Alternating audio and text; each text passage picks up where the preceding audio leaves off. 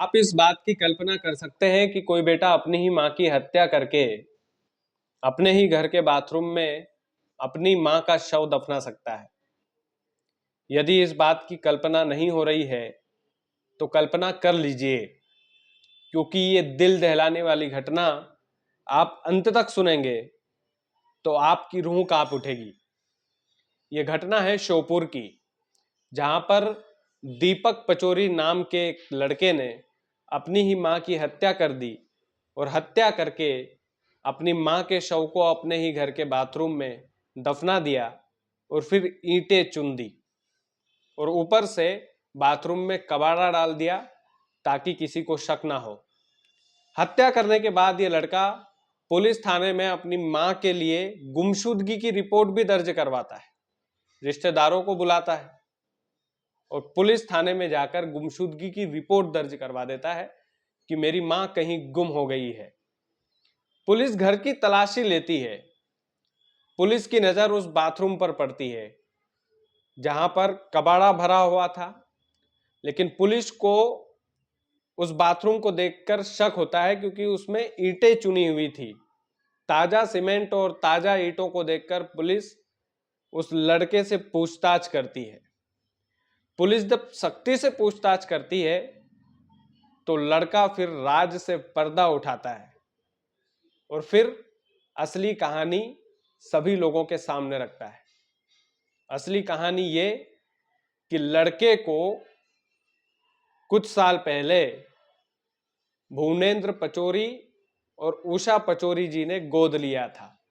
आज से 20 साल पहले जब लड़का 3 साल का था तो अनाथालय से उस लड़के को भुवनेंद्र पचौरी और उषा पचौरी नाम के दंपत्ति ने गोद लिया। उसे खूब पढ़ाया लिखाया। लड़का पढ़ाई में होशियार भी था। 12वीं में 94% उसने बनाए थे 2018 की बोर्ड एग्जाम में। आप सोचिए कि 94% बनाने वाले लड़के को अचानक ऐसा क्या हो गया कि उसने अपनी ही मां की हत्या कर दी। दरअसल भुवनेंद्र नाम के उस युवक की, जो लड़के का पिता था, उस युवक की 2021 में मौत हो जाती है।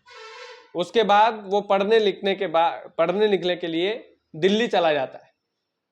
लड़का अपने पिता की मौत के बाद नशे में डूब जाता है, अय्याशी करता है और अपनी मां से अय्याशी के पैसे लिया करता है। मां उषा हमेशा उसे पैसे दे दिया करती थी, जितनी जरूरत होती उससे कहीं ज्यादा दे दिया करती थी।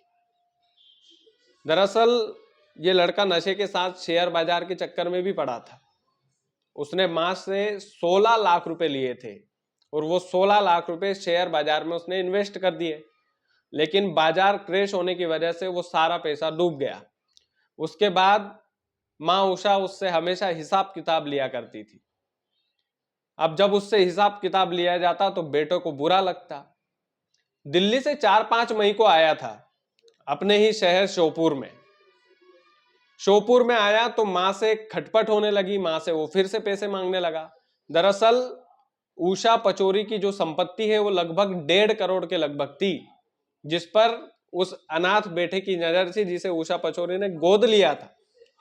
3 साल का था जब गोद लिया था, लेकिन कहते हैं ना कि पराया तो पराया ही होता है।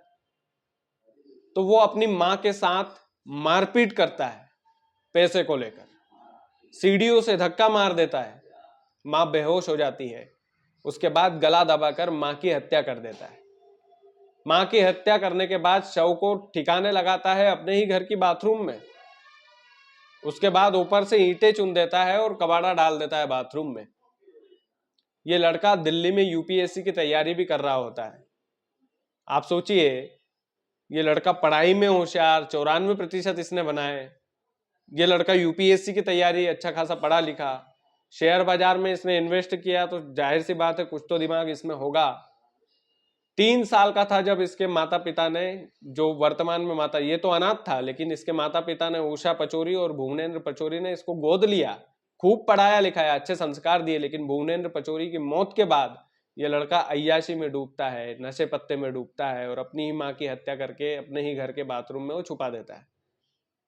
लेकिन पुलिस की नजर उस बाथरूम पर पड़ती है तो फिर पर्दे से पर्दा उठता है और ये लड़का सारा कबूलनामा करता है कि उसकी माँ की हत्या उसने बस इसलिए की कि वो उसे पैसे नहीं देती थी। आप सोचिए कि 16 लाख रुपए ये बंदा शेयर बाजार में डुबा देता है, उसके बाद कौन सी माँ होगी जो हिसाब किताब नहीं पूछेगी।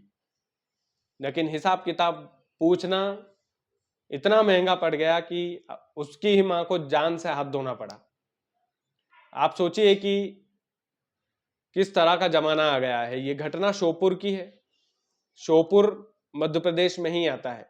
ये घटना आप लोगों को इसलिए सुनाई कि अपने बेटों की परवरिश में इतनी उनको छूट मत दिया करो कि अपने पर ही आ पड़े। हालांकि ये पराया धन था, अनाथ आश्रम से इसको गोद लिया था, तो जाहिर सी बात है माँ बाप ने तो इसे अच्छी परवरिश दी, अच्छी पढ़ाई दी, अच्छे संस्कार दिए होंगे। कोई भी माँ बाप गलत नहीं होते हैं, लेकिन इसकी नजर केवल संपत्ति पर थी।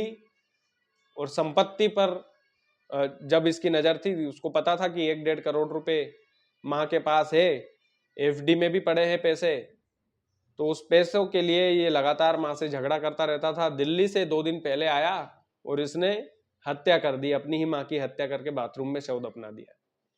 ये कहानी मध्य प्रदेश के मारो मध्य प्रदेश के इस स्पेशल एपिसोड में आपको मैंने इसलिए सुनाई है क्योंकि आज से हम एक नए शो की शुरुआत कर रहे हैं जिसमें मध्य प्रदेश की क्राइम की कहानियां हम आपको सुनाएंगे। सुनाना इसलिए जरूरी है क्योंकि हर क्राइम की कहानी में एक शिक्षा छुपी होती है। इसमें यह शिक्षा छुपी है कि अपने बेटों के सामने अपनी असली संपत्ति कभी भी जाहिर ना करें। उनको मेहनत करने के लिए हमेशा आप मोटिवेट करते रहें कि मेहनत करोगे तो मेहनत का फल मीठा होता है।